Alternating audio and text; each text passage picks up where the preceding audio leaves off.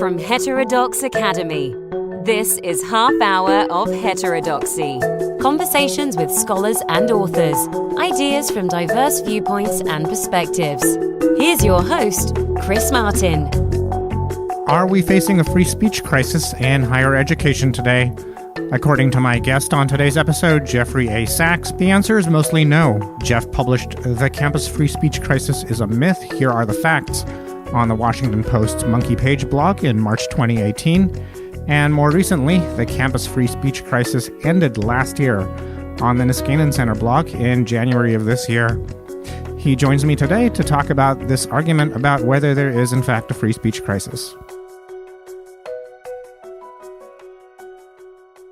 So let's start by talking about self-censorship as an indicator of a free speech crisis. Do you think self-censorship by students, whether it's self-reported or observed by other students, like assumed by other students to be going on, whether that's an indicator of a free speech crisis, so to speak? I think it can be an indicator, and it can be an excellent indicator.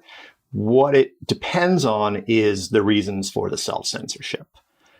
There are all kinds of reasons that students offer for why they self-censor, whether in the classroom or outside of it, elsewhere on campus, that we might consider benign.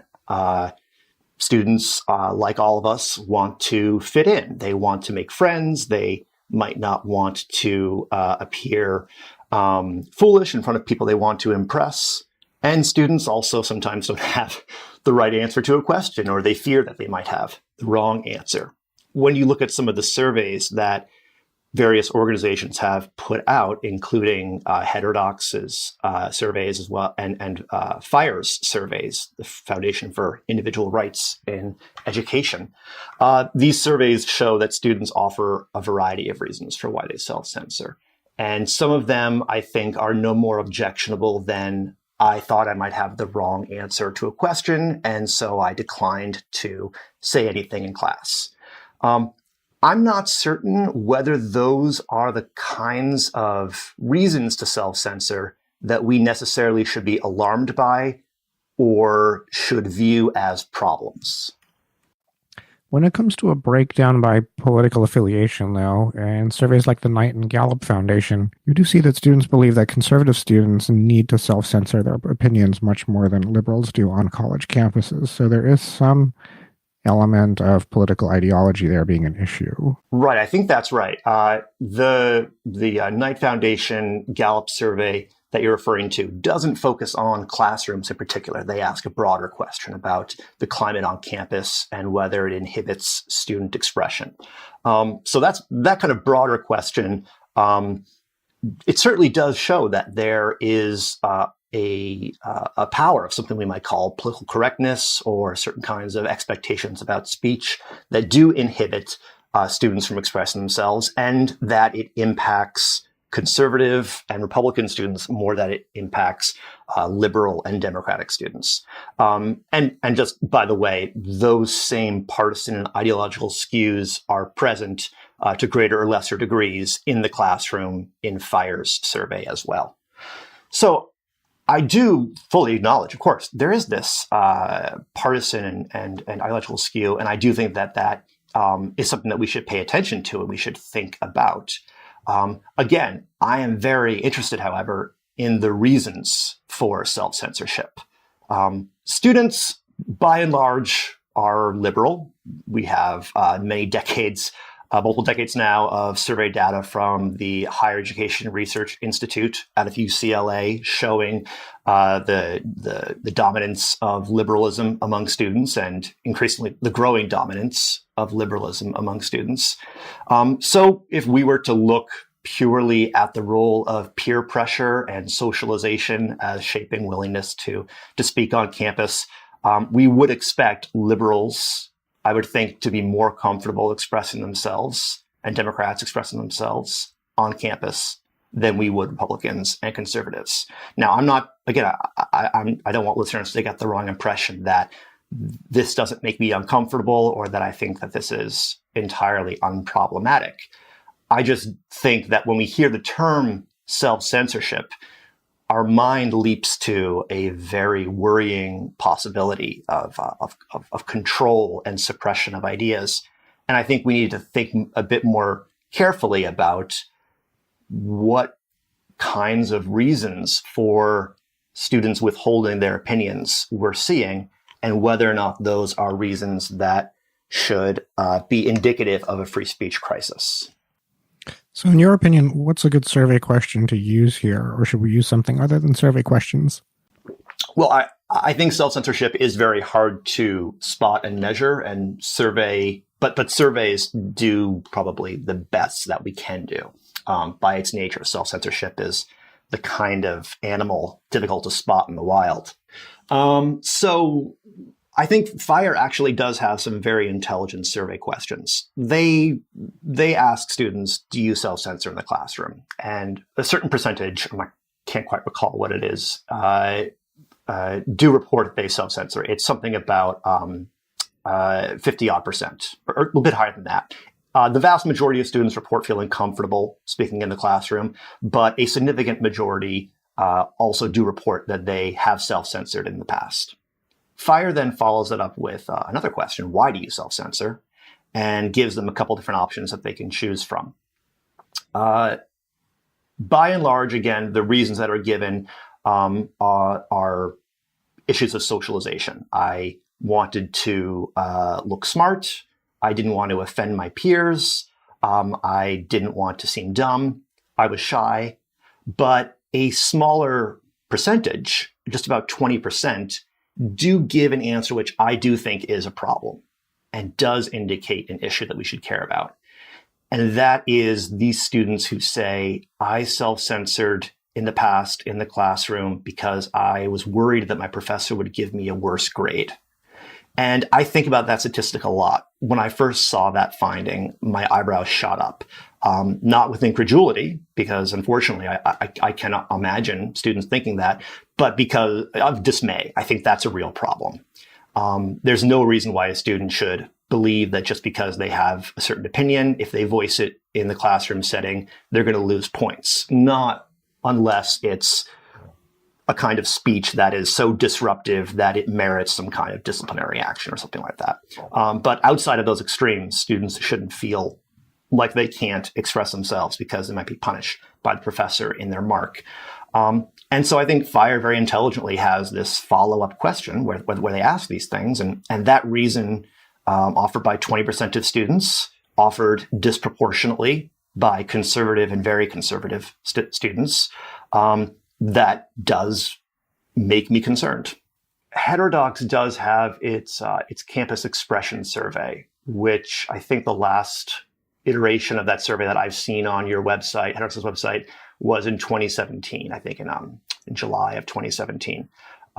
That survey does attempt to ask and replicate some of the same kinds of questions that FIRE asks related to self-censorship. And so it does, for instance, ask, do you self-censor because you fear you might receive a worse grade from your professor? And also, I think very intelligently, Heterodox's survey asks the reasons, like what kind of topics might motivate you to self-censor the most. And they're about what I'm sure listeners would expect. It's issues like race, gender, politics that, especially among conservative students, seem to trigger the most reports of self-censorship. Those findings definitely make sense to me. I think that the fact that they replicate more or less the findings of the FIRE survey lend them a great deal of credence.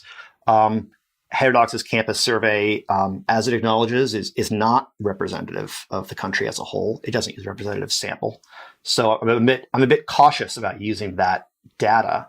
And as far as the question of whether the change occurred somewhere between 2012 and 2017, that's been a point that I think both John and Sean Stevens have made, and my indirect experience from looking at campus editorials suggests that's also the case. I guess I've been fortunate. I haven't felt like my ability to express myself either as a student or as an instructor has been affected. But the key point they're making there is that 2012 or so was the turning point.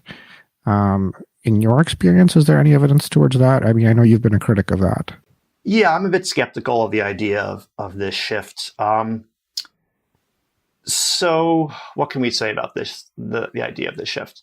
I think that student activism seems to be more intense over the last 3 or 4 years than perhaps it was in 2011, 2010.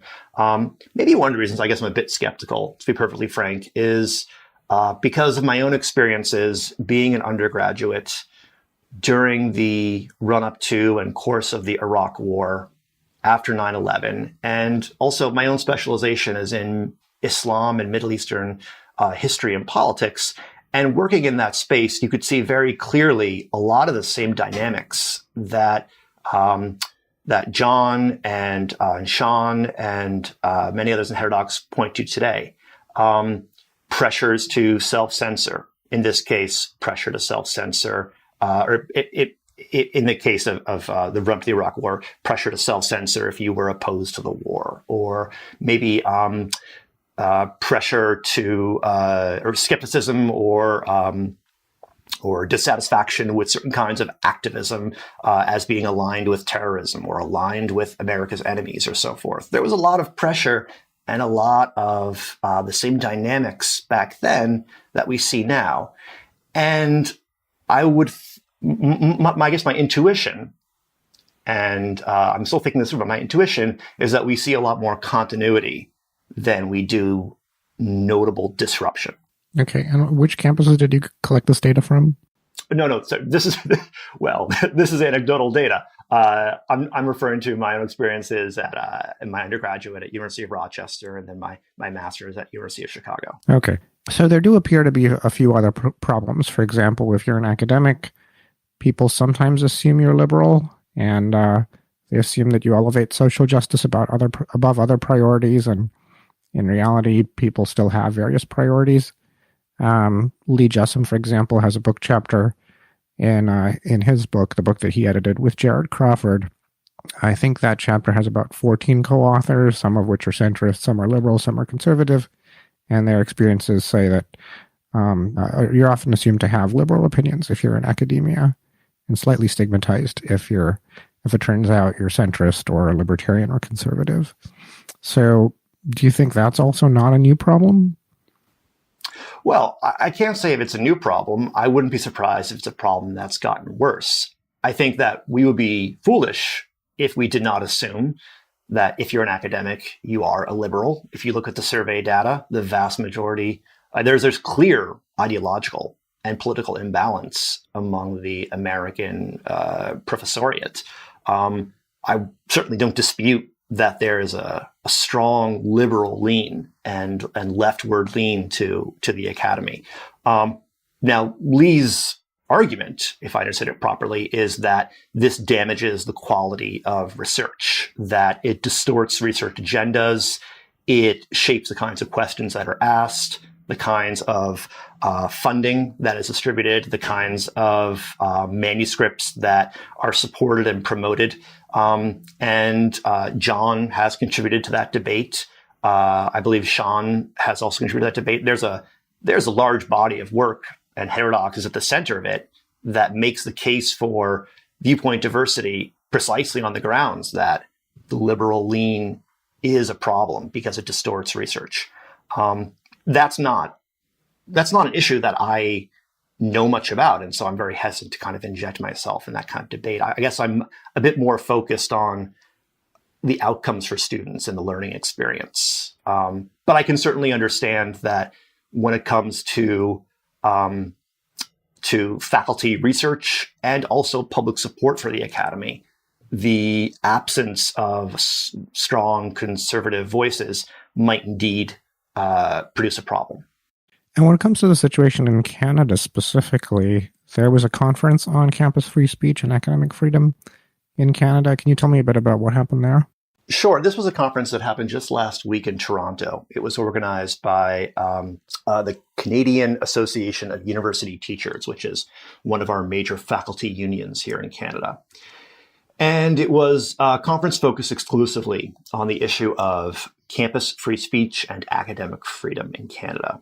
And just like in America, this is a very live issue up here, made perhaps all the more acute in recent months with the decision by the government of Ontario, where most, or certainly a plurality of the universities are located.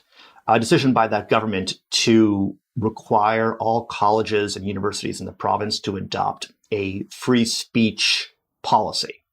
One that would ensure that students and faculty have the ability to say and express themselves however they wish within the limits of the law, with certain accepted time, place, and reason manner limitations. And then this is also tied to provincial funding. Institutions that fail to protect free speech on campus can find their provincial funding cut, which, because all our institutions are public, is quite a powerful threat. So it's a very live issue here. This conference was trying to explore, first of all, whether or not there is a crisis of campus free speech and academic freedom, whether it's a problem. Is it the kind of problem that government can meaningfully address? And are there ways of thinking about this issue that maybe are being neglected because they don't comport to what political actors and media seem to be interested in?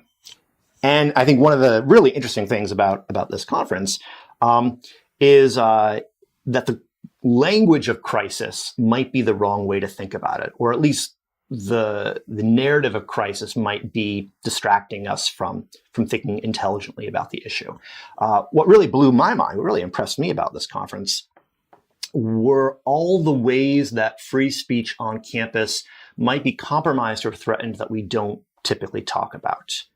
So, for instance, there was some fantastic work that was presented on faculty intellectual property rights and how the loss of faculty control over the syllabus through kind of the standardization of pedagogy via MOOCs and the digitization of campus of pedagogy, how that might reduce the ability of faculty to control how they teach students. So you're talking there about peer pressure from MOOCs or standardization MOOC videos that everyone has to use?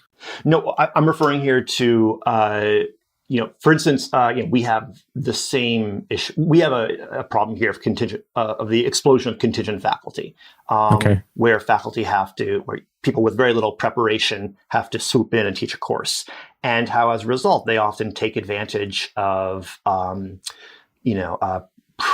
already prepared course outlines and lecture modules and so forth.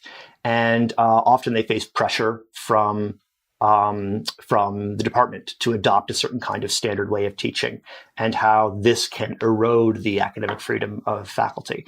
Fortunately, I'm not speaking from personal experience here, but it is something that seems to be a problem on some campuses. That's just one example, I think, of a kind of potential threat to academic freedom on Canadian campuses, at least, that I don't see talked about very much, and I found very fascinating. Okay. So was there anyone representing sort of Lee Jessum's perspective there, the perspective that research is being affected, or was it mostly about teaching?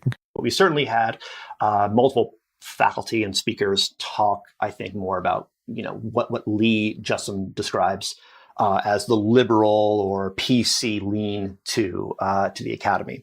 So an example, one speaker from, I think, Université de Montréal, described how in the requirements for receiving federal funding for certain kinds of research, you are expected to consult with stakeholders when with whom you do research, and to afford them the opportunity to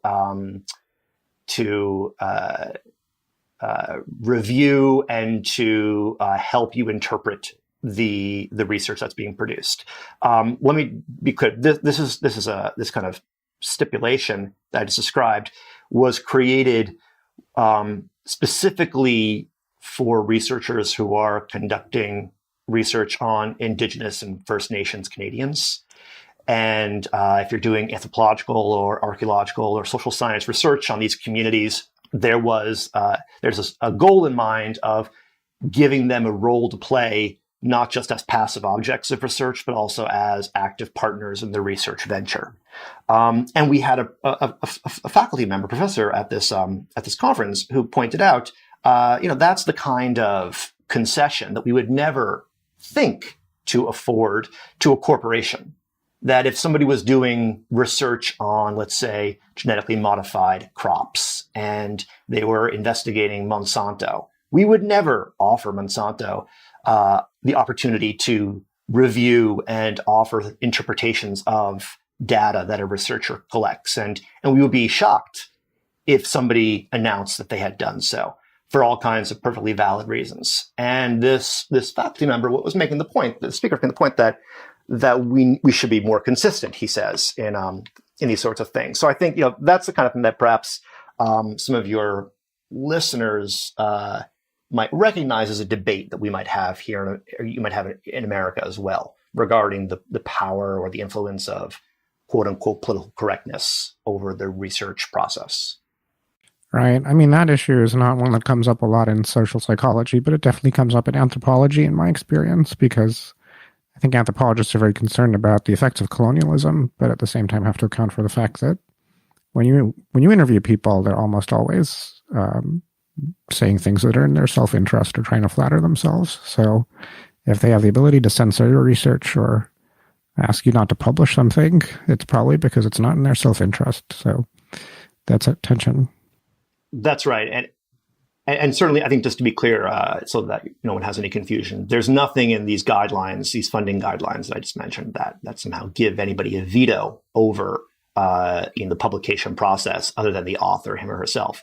But it gestures towards this principle of giving stakeholders, and I think at least implicitly Indigenous stakeholders, this kind of role in the process.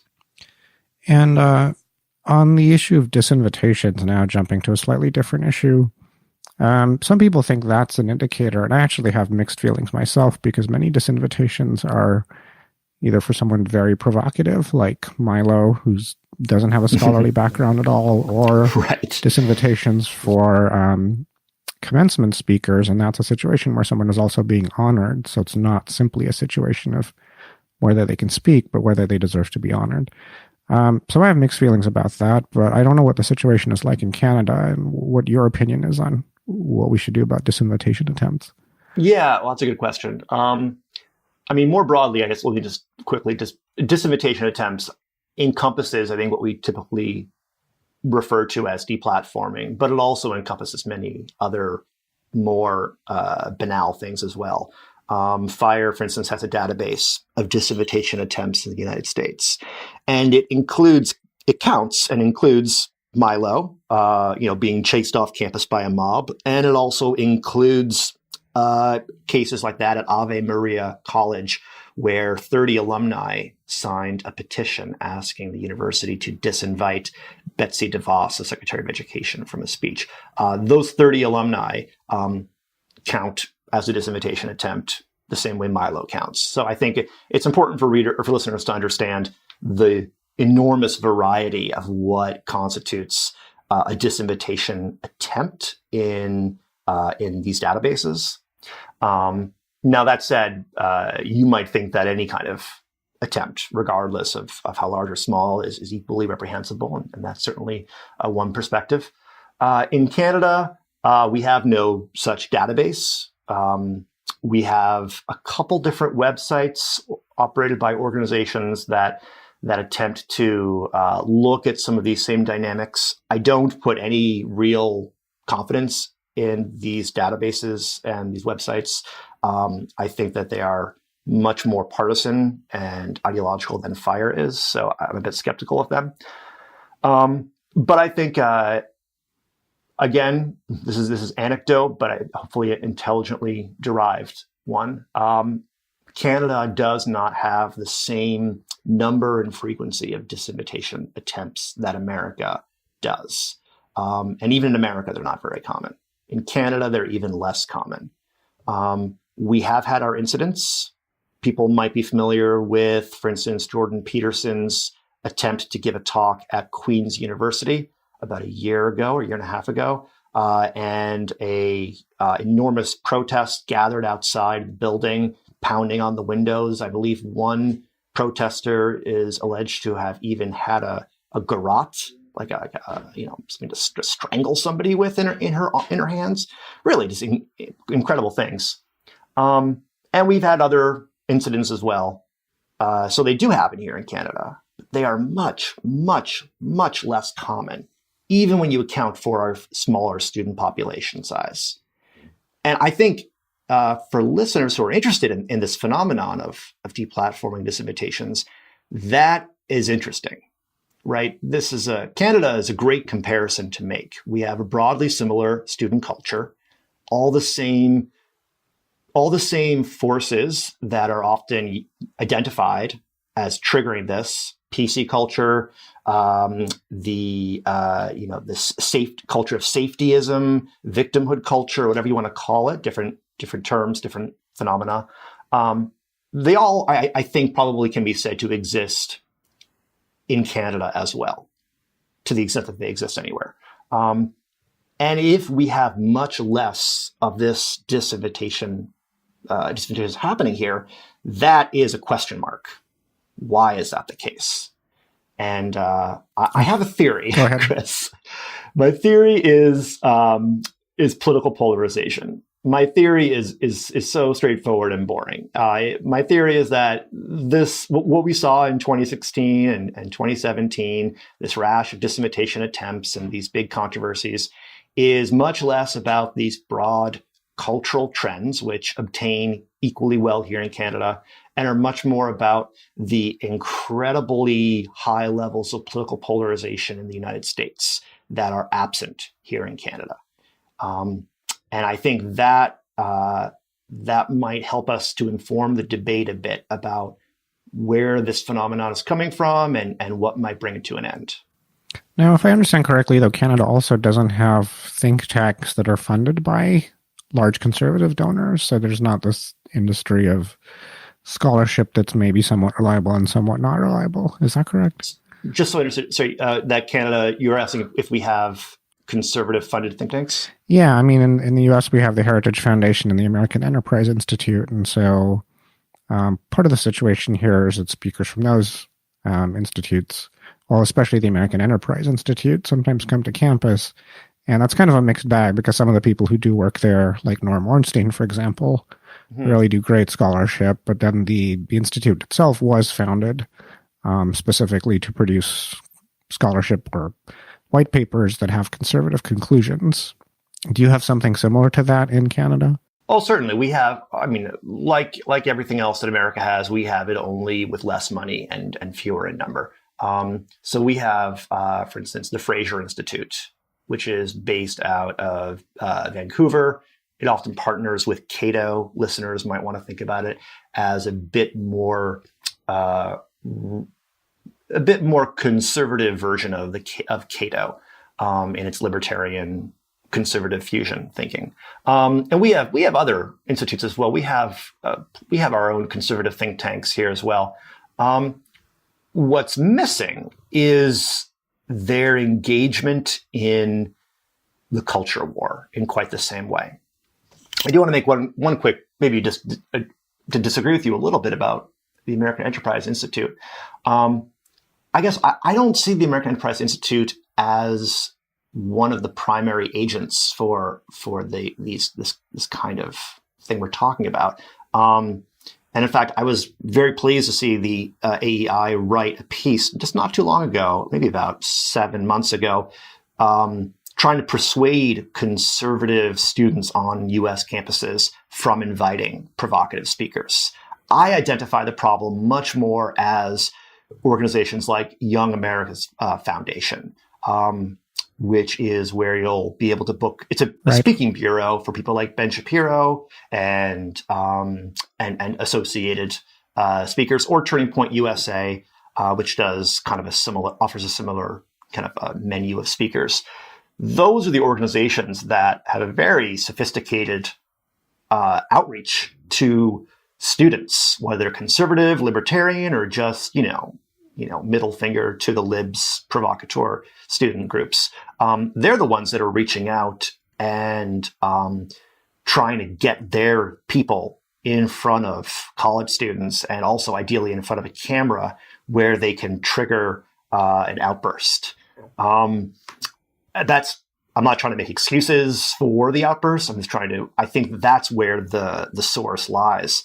That's what we're missing in Canada. We don't have our own Turning Point USA organization. We don't have Turning Point Canada.